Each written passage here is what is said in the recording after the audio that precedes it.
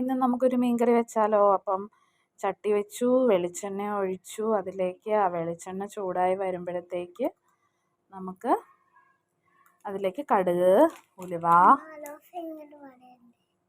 കടുകൊന്ന് പൊട്ടി വരുമ്പോഴത്തേക്ക് ഉലുവ ഇട്ടു കഴിഞ്ഞ ഉടനെ തന്നെ കറിവേപ്പില ഇട്ടു ഇട്ട് കഴിഞ്ഞ ഉടനെ തന്നെ വെളുത്തുള്ളി, ഉള്ളി, ഇഞ്ചി ചതച്ച് വെച്ചതിട്ടു.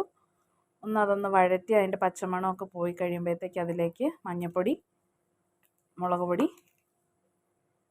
മല്ലിപ്പൊടി ഇത്ര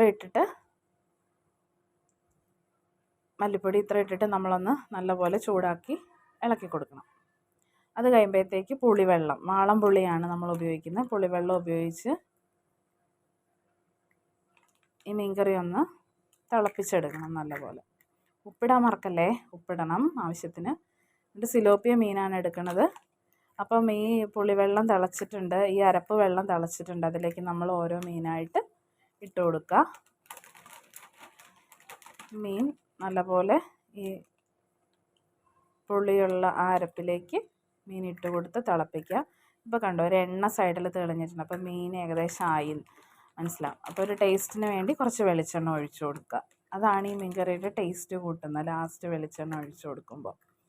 അങ്ങനെ സ്വാദിഷ്ടമായ സിലോപ്പിയ മീൻകറി റെഡി. എല്ലാവർക്കും ഇഷ്ടമായോ എന്ന് പറയണേ.